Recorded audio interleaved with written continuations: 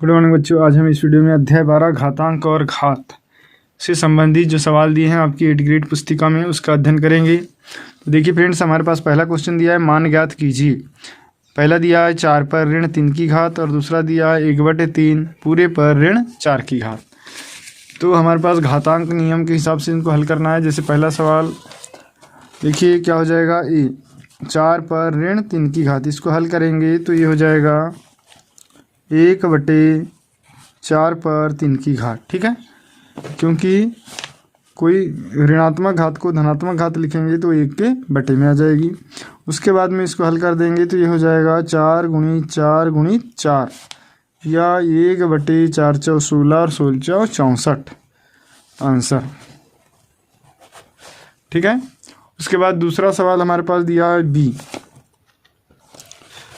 B में दिया हुआ है 1/3 पूरे पर ऋण 4 की घात। तो इसको जब हम हल करेंगे फ्रेंड्स तो देखिए क्या हो जाएगा कि यहाँ भी ठीक इसी प्रकार धन को ऋण कर देंगे। तो ये जो ऋणात्मक घात है तो 1/3 है, इसको हम लिख सकते हैं 1/3 पर ऋण 4 की घात, ऐसा लिख सकते हैं।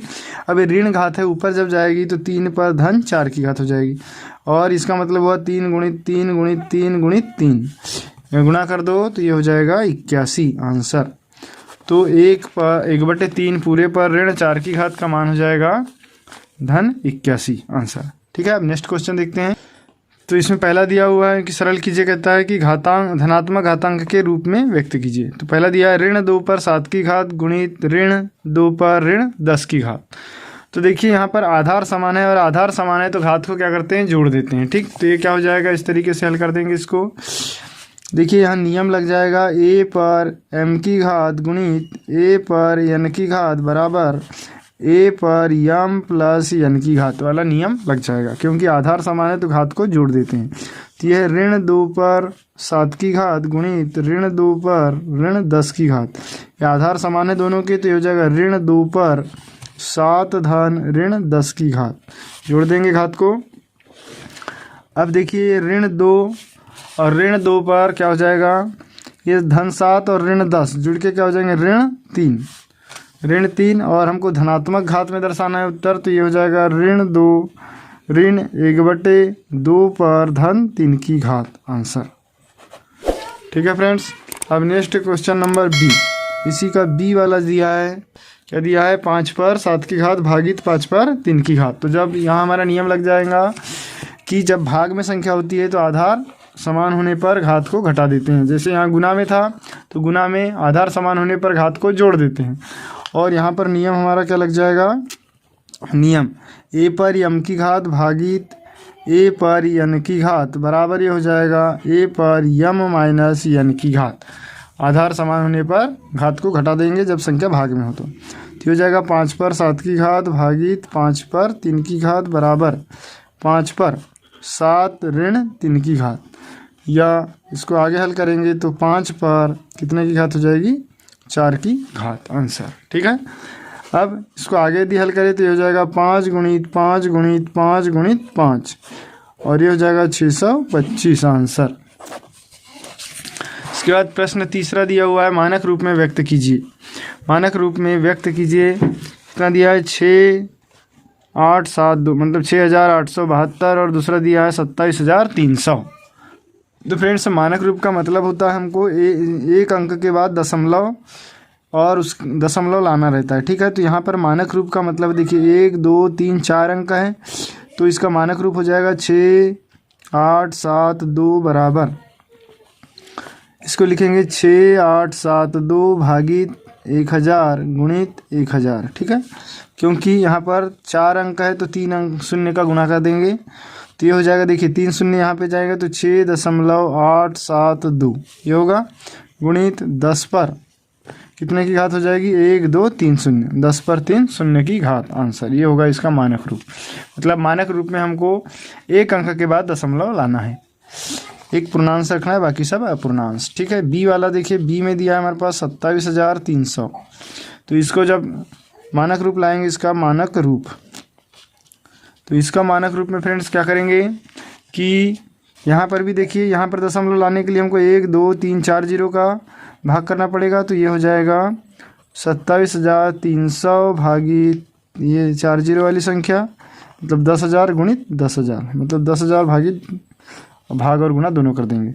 तो 1 2 3 4, तो 1 2 3 4, तो ये हो गया 2.73 गुणित, और ये हो जाएगा 10 पर 1 2 3 4 की घात, तो ये इसका मानक रूप हो गया। ठीक है, 2.73 गुणित 10 पर 4 की घात। ठीक है फ्रेंड्स, तो वीडियो पसंद आ रहा हो तो प्लीज़ लाइक कर ले, और अभी तक चैनल को सब्सक्राइब नहीं किया है तो चैनल को सब्सक्राइब जरूर करें। अब लिखा है प्रश्न चौथा कि 4.61 गुणित 10 पर 5 की घात को सामान्य रूप में व्यक्त कीजिए। इसको सामान्य रूप में व्यक्त करना है। अभी हमने पिछले सवाल में मानक रूप में व्यक्त किया था, तो सामान्य रूप में इसको ऐसा हल करेंगे। देखिए बराबर ये हो जाएगा 4.61 गुणित 10 पर 5 की घात को लिखेंगे 10, ऐसा 5 जीरो, कई, दहाई, सैकड़ा, हज़ार, 10,000, लाख, 1 लाख हो जाएगा। अब इसका गुणा यहाँ कर देंगे तो ये हो जाएगा 461,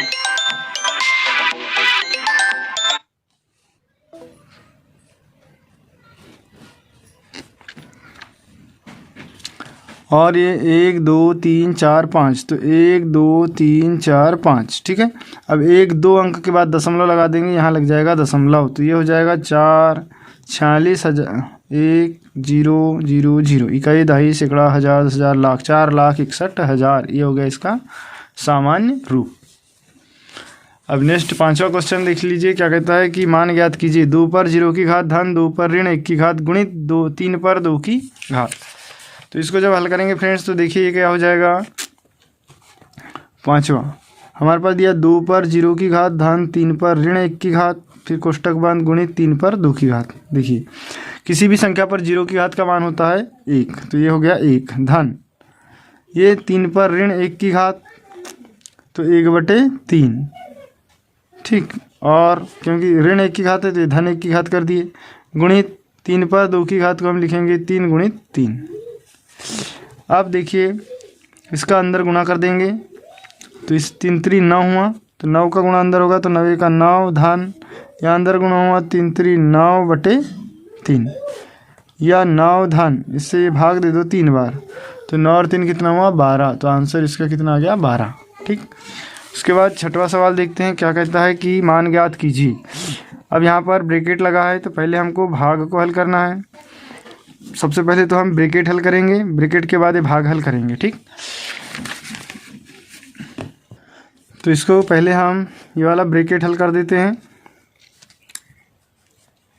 तो ये क्या हो जाएगा। देखिए ये 1/2 पर ऋण 2 की घात है, इसको पलट देंगे तो ये 5 पर धन 2 की घात हो जाएगा, फिर ऋण, ये 1/2 पर ऋण 3 की घात है तो 2 पर धन 3 की घात हो जाएगा। ठीक, इसको पलट दिया हमने तो ऋण की धन हो गया, फिर भागित 1/3 है तो ये हो जाएगा 3 पर धन 2 की घात।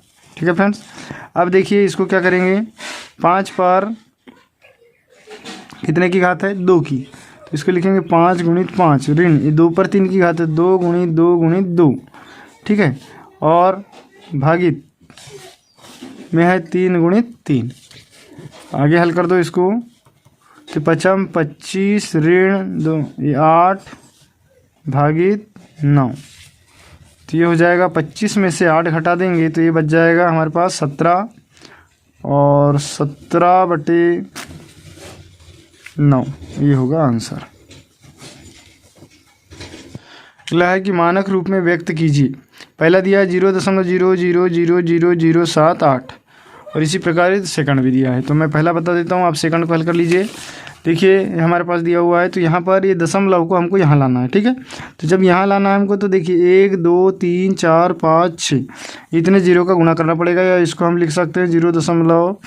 यहाँ लिख देता हूँ बराबर 7 8 बटे 1 2 3 4 5 6 7, तो 1 2 3 4 5 6 7। ठीक है, इसके बाद अब देखिए ये 1 2 3 4 5 6 7 7 अंक थे, तो 7 जीरो लगा दिए और दशमलव की 1 लगा दिए। तो यहाँ हमको दशमलव भी लाना है, तो यहाँ से 1 जीरो हटाएंगे तो यहाँ दशमलव लग जाएगी, तो ये हो जाएगा 7.8 भागित, अभी 1 2 3 4 5 6 जीरो थे, अब क्या हो जाएंगे 5 जीरो हो जाएंगे।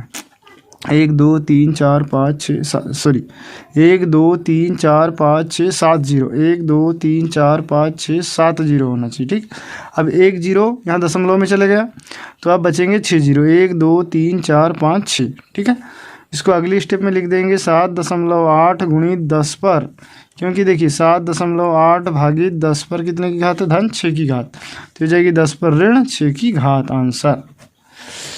सेम इसी प्रकार ये भी बनेगा, यहाँ क्या हो जाएगा 6.37। तो अब देखिए 1 2 3 4 5, तो 5 तो 10 पर ऋण 5 की घात।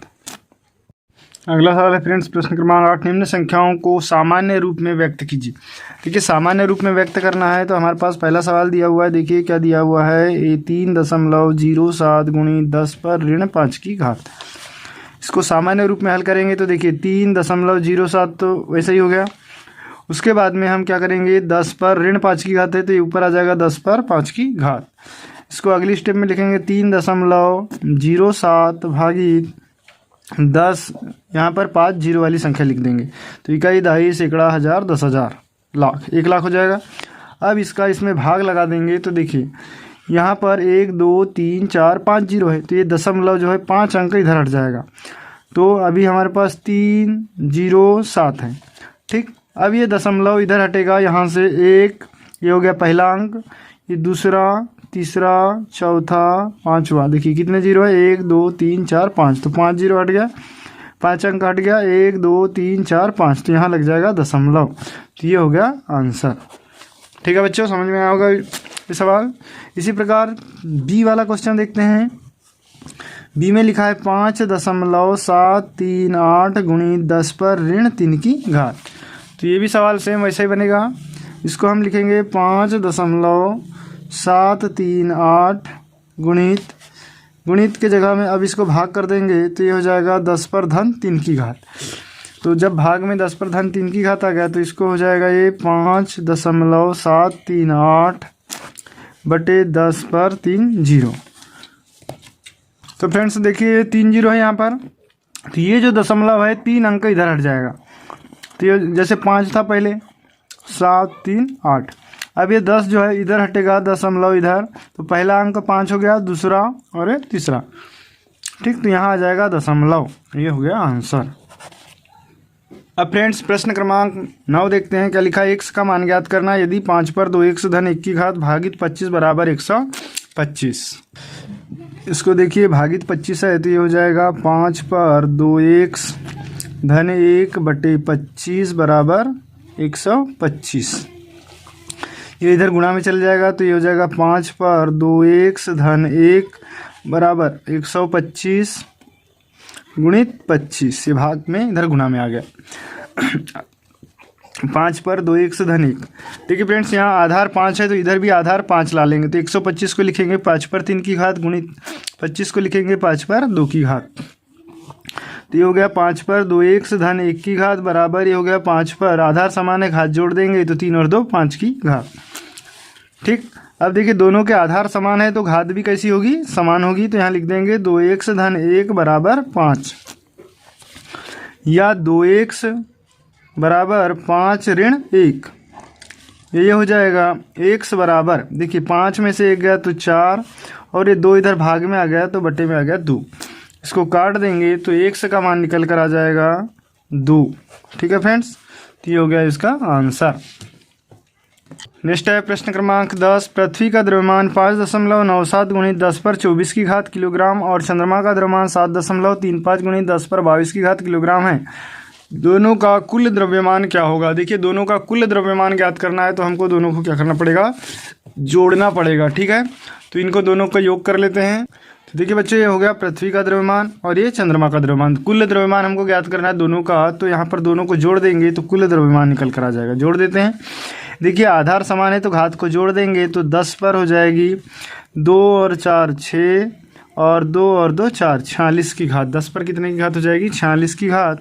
और 7 और 5 12, 12 की 2 हासिल का 1, 9 और 1 10, 10 और 3 13, 13 की 3 हासिल का 1। तो यहाँ आ जाएगा 1 6, 6 और 7, ये हो जाएगा 13, इधर आ जाएगा kg, मतलब 13.32 गुणित 10 पर 4 6 की घात आंसर। ठीक है फ्रेंड्स, तो वीडियो पसंद आया तो प्लीज़ इसे लाइक कर ले, और चैनल को अभी तक यदि आपने सब्सक्राइब नहीं किया है तो प्लीज़ चैनल को ज़रूर सब्सक्राइब कर ले, ताकि इसी प्रकार की सभी वीडियो आप तक पहुंच सकें।